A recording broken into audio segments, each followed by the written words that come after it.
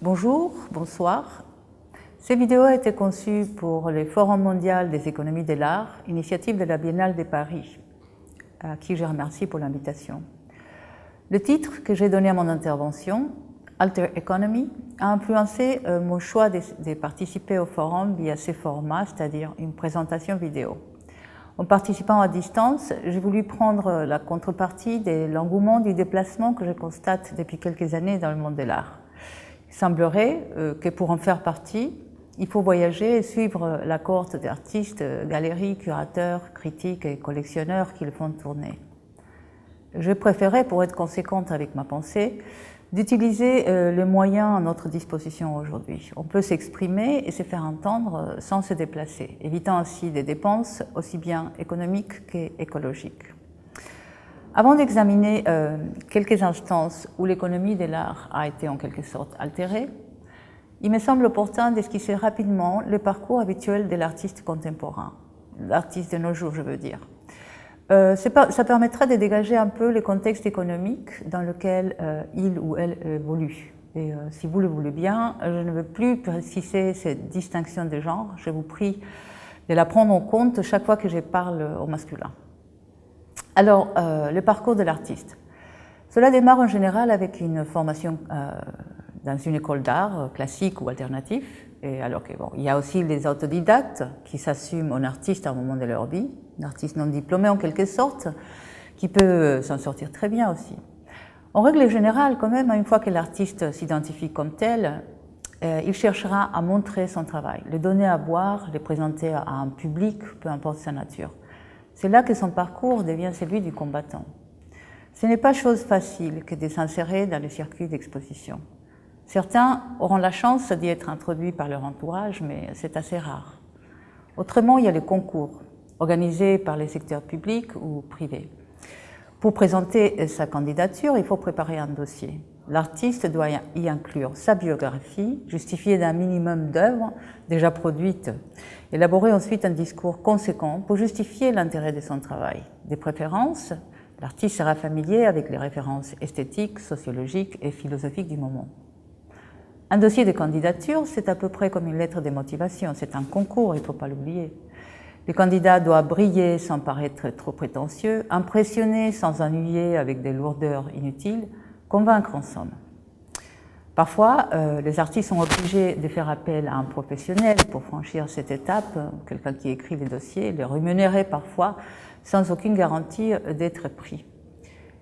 Il y a les résidences aussi, auxquelles on accède également en soumettant un dossier. Les résidences, allant de quelques semaines à plusieurs années, permettent aux artistes d'avoir un atelier et d'intégrer un lieu de création ou de production, souvent payant également, où ils ont l'espoir de croiser les chasseurs de tête de l'art. Les résidences, et c'est mon avis personnel, notamment pour celles qui se prolongent sur plusieurs années, sont plutôt des lieux de sociabilité qui certes permettent aux artistes de se plonger dans la création, mais surtout de se créer un réseau et de réaliser comme artistes en quelque sorte à côté de leurs pairs, avec le risque toutefois de mener une expérience en bulle sans autre horizon que celui où se déroule la résidence. Les plus fortunés seront découverts par un collectionneur ou mieux encore pris par une galerie. Être représenté par une galerie, c'est la carotte pour beaucoup d'artistes, avouons-le. C'est une perception généralisée que l'artiste a succès aujourd'hui est forcément dans une galerie, des préférences renommées. Il fait l'objet des expositions et des solo shows avec vernissage. Il voyage car son travail est exposé dans le foire salon biennal où sa galerie est présente et il a nécessairement des collectionneurs.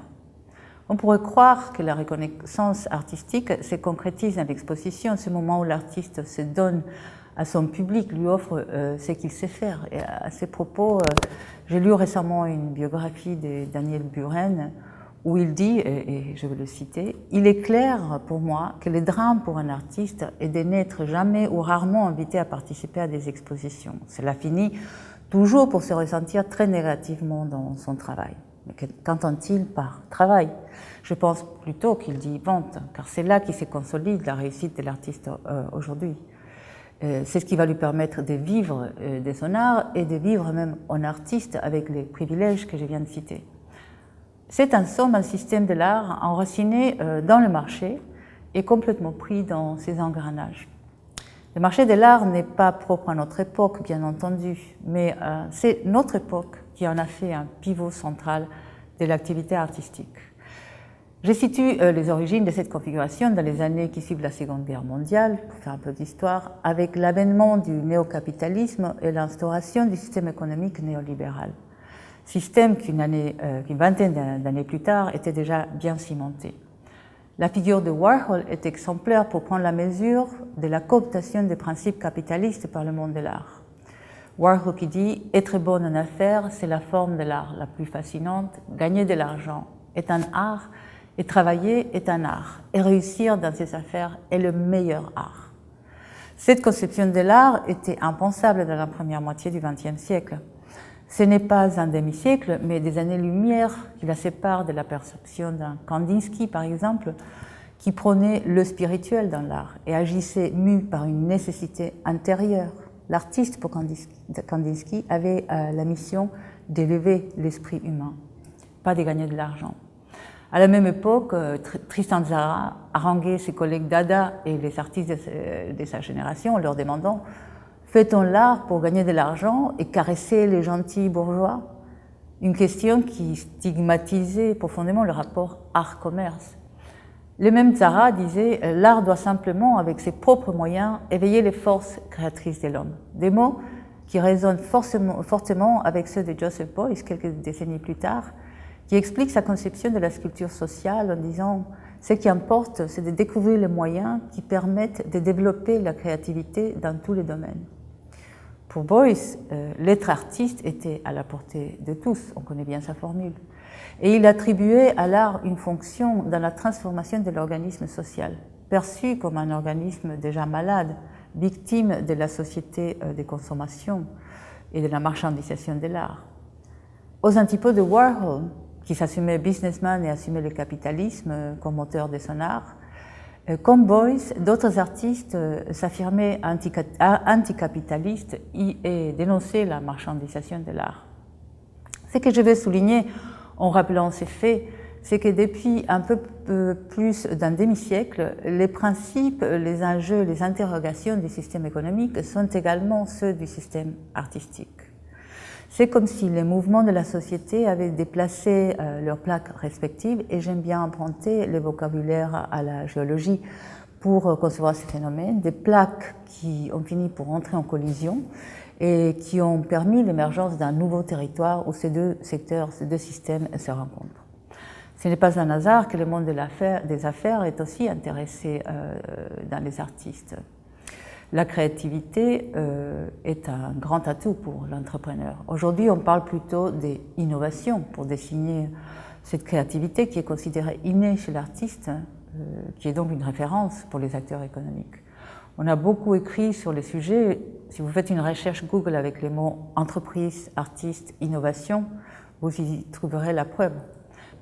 Bref, le monde de l'art et celui de l'économie, de même que la figure de l'artiste et celle de l'entrepreneur, ne sont pas ou plus aussi distants qu'on l'imaginait. Un ouvrage publié en 2011 rapproche ces figures davantage. C'est l'association SMART en Belgique qui l'a coordonné sous un titre qui pose la question « L'artiste, un entrepreneur ». Je vous cite la présentation. Amené à travailler par projet, créant ses structures de production ou engageant des équipes de collaborateurs pour mener ses travaux à bien, l'artiste contemporain adopte de plus en plus souvent des modalités de fonctionnement proches de celles de l'entrepreneur. Alors, rappelons qu'autrefois, l'artiste était considéré artisan. C'est un grand saut pour le statut de l'artiste, un saut vers le monde entrepreneurial qui est devenu d'ailleurs paradigmatique pour l'artiste. Je consacre une partie importante de ma recherche à suivre ce phénomène où se dégagent plusieurs pôles ou directions telles les entreprises critiques, les entreprises artistes et aussi les affairistes de l'art tout court. En tous les cas, même lorsque l'appellation entrepreneur n'est ni revendiquée ni assumée par l'artiste, adopter son esprit peut s'avérer avantageux. L'artiste qui entreprend se prend en main. En d'autres termes, prendre en main son économie. Ce qui revient à dire sa destinée, puisque la dimension économique de n'importe quel projet est primordiale. Et là, je ne parle pas uniquement des projets artistiques, mais de n'importe quel projet où aujourd'hui, nous le savons bien, les facteurs économiques sont déterminants. Dans le contexte actuel, où les places dans le marché de l'art sont limitées et la concurrence est brutale, je pense qu'il faut prendre en compte le postulat avancé par le collectif danois Superflex. Tous les humains sont des entrepreneurs potentiels. Le collectif fonctionne d'ailleurs sous forme d'entreprise. Alors, mais sans préconiser l'adoption de la forme entrepreneuriale pour tous les artistes, je crois qu'il faut inventer son propre modèle économique. Et le titre de mon intervention va tout à fait dans ce sens. Alter Economy, c'est une injonction, ou du moins une invitation à penser autrement l'économie de l'art. Soyons clairs, parler d'économie de l'art suppose plusieurs angles d'approche. Ici, je vais me pencher sur 4 cas de figure pour envisager autant de façons d'aborder les thèmes. 4 exemples qui, si bien nous ramènent tous au mode d'envisager l'économie du point de vue de l'artiste, soulèvent chacun une problématique différente de la question. Il s'agira donc d'examiner les modèles alternatifs développés par ces artistes. Pour annoncer mon plan, comme on dit, il sera d'abord question du modèle financier élaboré par Christo et Jean-Claude, considéré tellement unique et innovant qu'il a fait l'objet d'une étude par le Harvard Business School. Nous verrons ensuite le commerce à l'œuvre avec Christine Hill, qui reformule un métier vieux comme le monde dans son travail artistique. En troisième lieu, Cipriano Morodean, qui nous obligera à faire un grand écart avec un pied sur le monde de l'art et l'autre sur l'univers de la débrouille. Enfin, pour terminer, la figure d'Auguste Legrand nous transportera dans l'univers de la gastronomie, où l'artiste trône en maître de l'économie du pique-assiette. Ce tour d'horizon, loin d'être exhaustif évidemment, nous permettra de rencontrer 4 cas de figure exemplaires lorsqu'il s'agit de penser l'économie de l'art autrement. Commençons alors avec les artistes Christo et Jean-Claude, mondialement connus pour leurs projets à grande échelle, des projets massifs et très coûteux, comme l'emballement du Pont-Neuf à Paris en 1985, ou le tout récent Mastaba de Londres, une installation flottante qui pèse 650 tonnes et a coûté plus de 2 500 000 €. Je précise, pour ceux qui ne le sauraient pas, que la femme de Christo, Jean-Claude, est décédée en 2009. Mais la méthode de production d'œuvres reste toujours celle conçue par les artistes dès le début de leur collaboration. Et c'est ce qui va nous intéresser ici. Certes, on peut dire des artistes Christo et Jean-Claude qu'ils font partie du people de l'art. Ils ont une place garantie dans l'histoire de l'art du XXe siècle et leurs œuvres ont beaucoup de succès auprès du grand public. Pourquoi alors les inclure dans un discours sur des économies alternatives? Eh bien, ce que beaucoup ignorent, c'est que les projets du couple, tous sans exception, ont été entièrement autofinancés. Ils n'ont jamais accepté du sponsoring ou du mécénat. Le financement de leur projet est obtenu par la vente des dessins préparatoires réalisés par Christo. Une méthode assez banale, on pourrait penser, la vente des dessins. Sauf que ce n'est pas aussi simple. D'abord, ils n'ont pas de galerie. C'est eux qui gèrent les ventes via une société qu'ils ont créée à cet effet. Pour eux, la liberté artistique ne peut être obtenue qu'en restant complètement affranchi des circuits économiques officiels de l'art. Il faut également savoir que leurs projets, toujours éphémères et souvent d'une grande complexité technique, prennent énormément de temps à voir le jour. Pour le Running Fence, par exemple, une clôture de 37 km de long qui s'étendait sur les collines du nord de la Californie, il avait fallu 3 ans et demi de préparation et de négociations avec la ville, alors que l'œuvre allait rester sur place pour seulement 14 jours. Mais 3 ans ou 4 ans, c'est rien. Le projet The Gates à New York démarre en 1979 et ne sera réalisé qu'en 2005. Cette lenteur, qui introduit une perception et un vécu tout autre du temps, contribue sans doute à l'économie du projet. C'est justement l'élément temps qui a été déterminant dans l'aboutissement de ce modèle économique. Et là, il faut introduire Jeffrey Deitch dans la formule, le critique, galeriste et curateur new-yorkais, expert également en administration. Il détient un MBA de Harvard. Deitch connaissait Christo et Jean-Claude et les aidait parfois à vendre leurs dessins. Il raconte qu'il avait remarqué qu'il y avait un moment de crise quand la réalisation du projet s'approchait. Les artistes étaient plus pressés, désespérés, prêts à baisser le prix des dessins pour pouvoir finaliser les projets. C'est alors que Deutsch voit la solution. Ouvrir une ligne de crédit et attendre que les projets soient réalisés pour vendre les dessins. Bien plus cher, bien entendu. Cette méthode spéculative est propre au marché de l'art, donc en cela rien ne distingue Christo et Jean-Claude des galeries ou d'autres maisons de vente. Je reprends ici les mots de Deutsch pour nuancer cette démarche. Interrogé sur la relation entre art et finance, il dit « Vous ne pouvez pas les séparer ». Et il précise « Ce qui m'emporte le plus, c'est l'art. Et je veux être du côté qui aide à produire l'art. Le commerce de l'art est probablement le moyen le plus efficace pour le soutenir. » Avec cet exemple, j'ai voulu faire une place à une économie qui se dégage du marché de l'art tout en s'ancrant profondément dans la pensée capitaliste. Cette vision est à prendre ou à laisser, mais à connaître en tous les cas. Alors, la notoriété et les connaissances de Christo et Jean-Claude ont certainement contribué à rendre viables ces modèles économiques. La plupart d'artistes n'ont pas, toutefois, dans leur entourage, ni un Deutsch, ni quelqu'un qui pourrait donner un coup de main dans l'obtention d'une ligne de crédit. Pour la plupart, c'est plutôt la précarité qui sert de moteur dans la recherche d'une économie alternative. L'artiste que je vais évoquer maintenant, Christine Hill, d'origine américaine, déménage à Berlin en 1991 sans connaître grand monde, sans parler la langue et sans autorisation de travail. En fait, son plus grand atout, c'est sa devise « Fais de ton mieux avec ce que tu as sous la main », ce qui va être central tout au long de son parcours. Au départ, pour survivre, elle conçoit une série de pièces de services où elle travaille comme masseuse, par exemple, rémunérée essentiellement par des pourboires. À cette époque, elle avait été invitée à participer dans quelques expositions collectives, constatant que si l'expérience était enrichissante, elle ne rapportait pas assez d'argent pour vivre. C'est alors qu'elle commence à élaborer l'idée d'associer activités rémunérées et pratiques artistiques, un modèle économique qui sera au cœur de ses projets développés par la suite. En 1996, elle lance Volksboutique, un petit commerce conçu à la fois comme atelier et boutique. Pour l'artiste, il s'agit en fait d'une œuvre où elle vend des vêtements de seconde main. Le nom Volksboutique, qui réunit peuple et magasin, s'inspire des entreprises possédées par le peuple, les entreprises populaires, entreprises nationalisées dans l'Allemagne communiste.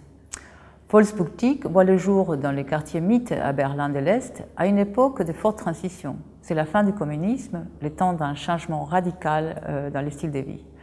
Les jeunes de son quartier laissent leurs affaires dans des cartons pour se débarrasser de leur passé, ce qui permettra à l'artiste de se construire une nouvelle vie. C'est dans ces cartons abandonnés dans la rue qu'elle récupère ses marchandises, des vêtements qu'elle va revendre par la suite dans sa boutique à des tout petits prix.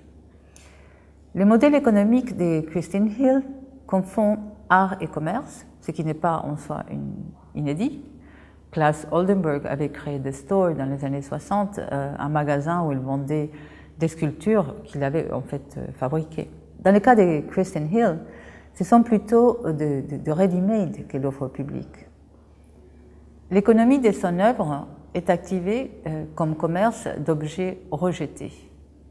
Peu de temps après, il va y avoir un grand changement. Volksboutique est repéré par la curatrice Catherine David, qui invite l'artiste à faire partie de Documenta, donc c'est Documenta 10 en 1997. Une franchise de sa boutique sera donc installée à Kassel, dans un espace avec pignon sur rue, où l'artiste mènera sa vie de vendeuse pendant la durée de l'événement. Et c'est là que l'économie du projet révèle des nuances intéressantes. À Berlin, elle était propriétaire de son commerce, revendiquant une autonomie qui la dispensait de compter sur le système artistique pour lui fournir un public. Elle était libre aussi d'attribuer et afficher le prix des habits qu'elle vendait. Cela posera problème à Kassel, où le vêtement ne pouvait pas porter des prix. Il voulait incorporer dans l'œuvre cette possibilité de négocier avec l'artiste, ce qui pouvait générer un dialogue, permettre au public de mieux saisir la portée de son œuvre. Mais en fait, le projet sera perçu par le public comme une installation ou une performance, Alors ils s'indigneront en découvrant la nature commerciale des Volksboutique. C'est une situation fréquente dans le monde de l'art où, en dehors du marché officiel, tout rapport entre art et argent est considéré abusif ou du mauvais goût. Christine Hill raconte d'autres occasions où cela s'est produit, comme par exemple un musée qui lui a enlevé ses frais de production quand le directeur a découvert que la pièce qu'elle voulait montrer dans l'exposition générait un tout petit profit. C'était en fait un distributeur automatique. Mais loin de la décourager, ces incidents nourrissent sa réflexion sur l'économie de l'artiste et sur les structures, l'éthique et le comportement du système économique. Elle poursuit son travail dans cette direction, toujours axée sur les petites entreprises qui avaient inspiré la création de Volksboutique. L'artiste que je vais évoquer maintenant a un point en commun avec Christine Hill, puisque comme elle, à son arrivée à Berlin, Cipriano Amolodern s'est également trouvé en situation irrégulière. Originaire de la Roumanie, lorsqu'il déménage à Barcelone en 2012, une clause spéciale de l'Union européenne interdit les ressortissants roumains de travailler dans le territoire Schengen. C'est en confrontant cette difficulté qu'est né son projet Quiero trabajar, je veux travailler, un désir qui s'est matérialisé sous forme de recherche d'emploi. Alors, n'ayant pas l'autorisation de travail, il a fait comme des centaines d'autres à l'époque, c'était le moment fort de la crise en Espagne. Il a eu recours au marché noir pour chercher un emploi. Un marché noir qui, curieusement, se déroulait en pleine lumière du jour, c'est-à-dire dans la rue. Par le biais d'affichettes qu'il accroche à l'entrée des magasins, sur le mur, les poteaux, les lampadaires, etc., l'artiste propose ses services dans les domaines où il se sent qualifié. Homme de ménage, livreur, prof de langue, organisateur de soirées, voyant, promeneur des chiens, formateur en informatique et ainsi de suite, même artiste. Des emplois plus ou moins spécialisés, plus ou moins prestigieux, se trouvent ainsi confondus. Dans ces cas, la nécessité n'était pas tant intérieure, c'était plutôt contrainte extérieure et d'ordre plutôt matérialiste. Il fallait gagner sa vie. Le projet démarre avec environ 300 affichettes placardées dans les rues de Barcelone, une action qui a été documentée en vidéo. Par la suite, voulant rester actif comme artiste tout en travaillant pour vivre, Amolodern soumet le projet à un concours de la ville et l'emporte. Ceci donnera d'autres formes de visibilité au projet, mais aussi à l'artiste. Soudainement, sa campagne de recherche de travail s'est vue transformée en pièce. Une installation facile à transporter qui a fait l'objet de plusieurs expositions sous plusieurs formats. Quiero trabajar a été une réussite à plusieurs titres, puisque l'artiste a en effet obtenu des missions grâce à ces petites annonces, ce qui lui a permis de sortir de l'urgence. Mais le succès de la pièce a également augmenté son coefficient de visibilité dans le monde de l'art barcelonais. Il y a 2 ans, il a reçu une commande de la mairie pour réaliser une œuvre dans la cour du château de Montjuïc, un lieu de mémoire hautement touristique qui surplombe la ville. Je ne vais pas ici rentrer dans les détails de l'œuvre, juste dire que c'était une installation monumentale éphémère. La commande, orchestrée par la ville et les centres de production en gare, était dotée d'un budget et des honoraires pour l'artiste. Mais malheureusement, c'est souvent le cas, il faudra grignoter dans les honoraires pour réaliser l'œuvre telle qu'elle était conçue. Quoi qu'il en soit, l'installation a été érigée dans la cour du château en décembre de l'année dernière et a été exposée pendant 3 mois. Welcome, c'était le titre de l'œuvre, était composé des structures faites de grilles et de fer barbelés, agencées pour rappeler son titre, Welcome donc, bienvenue, ce qui était en partie un pied de nez aux pancartes qu'on voyait à l'époque sur les façades des mairies, alors que l'Europe tentait de faire face à la crise des réfugiés, drame qui malheureusement est toujours d'actualité. Ce qui m'interpelle dans cette histoire, c'est la destinée de l'œuvre une fois passé son temps d'exposition. L'artiste avait dû s'occuper de son démantèlement et s'est retrouvé avec énormément de matériel dans les mains. Alors que faire? Stocker cette quantité de métal dans l'espoir de remonter l'installation un jour n'était pas vraiment une option, due aux dépenses que cela a entraîné. L'artiste a donc décidé de mettre l'œuvre en vente en pièces détachées. Moyennant de petites annonces dans Wallapop, qui est l'équivalent du petit coin parisien, il a réussi à se débarrasser du matériel tout en gagnant de l'argent. Les acheteurs, dont la plupart voulaient construire des enceintes pour leurs chiens dans leur maison de campagne, n'ont jamais su qu'ils étaient en train d'acheter de l'art. Les protocoles développés par Cipriano Morodean, dans Quiero trabajar et Welcome, ont été mis en place un peu par hasard, il faut le dire, obéissant à une logique de survie. Mais ces méthodes donnent matière à réflexion sur le statut de l'œuvre et sa valeur en situation de crise économique, ainsi que sur les stratégies activées par l'artiste face à la précarité de son métier. La question se pose également sur le mode de fonctionnement de l'industrie culturelle, dont l'art est évidemment un des investissements, et tout en étant un geste qui s'inscrit dans la politique de la ville et qui porte quand même une visée démocratique. C'est un autre sujet qu'on n'a pas ici le temps d'aborder. Ce que je retiens de cette transaction, c'est que l'artiste sort entièrement du marché de l'art et réintègre celui plus large de l'offre et de la demande. Dans cette dynamique, on voit s'accomplir tout naturellement, en fait, la fusion intégrale entre l'art et la vie. On peut dire d'Auguste Legrand, notre dernier exemple, que sa figure accomplit un rapprochement du même ordre avec une petite tournure additionnelle, on le verra. Regardons l'explication par l'auteur lui-même. Depuis 2004, aidé par de nombreux inspecteurs anonymes et incorruptibles, je me suis dévoué à une tâche souvent difficile, rarement gratifiante. La visite des buffets de vernissage. Le guide Legrand est un guide qui recense, analyse et classe les vernissages. Ma fréquentation des expositions, principalement de l'art contemporain, m'a vite fait découvrir que le moment le plus important, le moment clé, l'alpha et l'oméga de la vie artistique, est le vernissage. Auguste Legrand s'est constitué en critique gastronomique des vernissages par sa propre volonté. Il a créé à cet effet un système de récompenses pour le bon vernissage, comme les étoiles du guide Michelin ou les toques de Gaute-Millau, en fait. Dans sa grille d'évaluation, les meilleurs événements se voient attribuer des cacahuètes d'or. Comme il l'explique, son travail de critique s'est amorcé un peu par inertie. On lit dans sa biographie Wikipédia. Après des études assez pénibles, il envisage de faire quelque chose dans l'art. D'un naturel paresseux, Auguste Legrand délaisse peinture, sculpture, photographie et toutes sortes d'activités fatigantes, salissantes et peu rémunératrices à son goût. Il invente alors la critique gastronomique de buffet des vernissages. Selon le procédé utilisé par n'importe quelle critique gastronomique, il est important de ne pas être reconnu dans les événements où se déroule sa mission. C'est pour cette raison que sa biographie ne révèle pas qu'Auguste Legrand est une sorte de nom de plume de l'artiste Pierre Montjarret. On l'aurait compris, Auguste Legrand est en fait son travail artistique, une œuvre vivante qui existe dans l'espace et le temps, puisqu'Auguste Legrand ne cesse pas d'élargir son activité.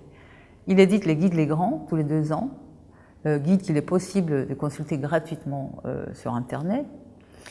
Il propose des stages de formation, et je suis fière de dire que je l'ai suivi et que je fais partie maintenant de son équipe des critiques gastronomiques de vernissage.